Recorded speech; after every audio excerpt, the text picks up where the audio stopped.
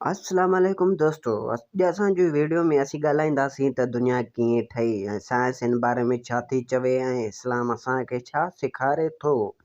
चओ त अल्लाह जे नाले सां शुरू करियूं, जेकी सभिनी जहाननि जो पालणहार आहे। अल्लाह पाक काइनात खे पैदा कयो ऐं क़ुर में अल्लाह फरमाए थो त अल्लाह आसमान ऐं ज़मीन जे पैदा कंदड़ आहे, यानी हर शइ जो ख़ालिक सिर्फ़ु अल्लाह आहे। अल्लाह कुन फरमायो ऐं काइनात वजूद में अची वई।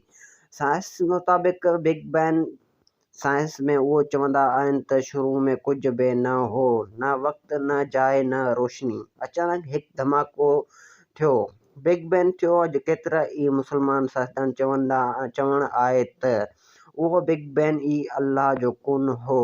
उन धमाके खां पोइ वक़्तु शुरू थियो, खिला ठही, रोशनी पखिड़िजी वई, सितारा कक्षाऊं ठहण लॻा।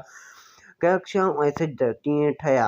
अल्लाह जे हुकुम सां मादो गॾु थियो ऐं थी वियो ऐं वॾा वॾा गैस जा बादल ठहिया। कक्षाऊं गैलेक्सी वजूद में आई। असांजी कक्षाऊं मिल्की-वे में तक़रीबन 40.6 अरब साल अॻु सिज ठहियो।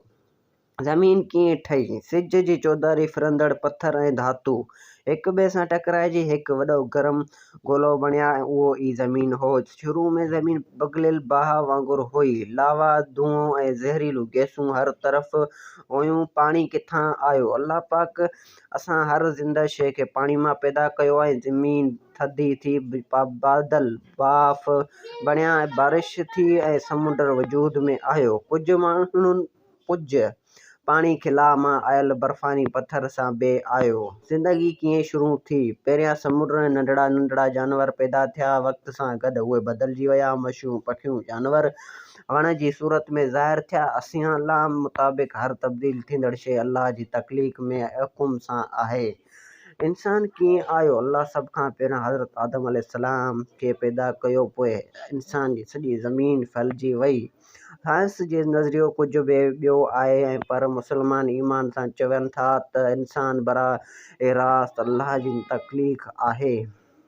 आख़िर में चओ त दोस्तो, दुनिया कीअं ठही? उन जो सभ खां वॾो ऐं सोचींदा सोच जवाबु उहो आहे त अल्लाह पैदा कयो। अल्लाह निज़ाम आम ठाहियो ऐं साइंस रुॻो उन निज़ाम खे सम्झे थी।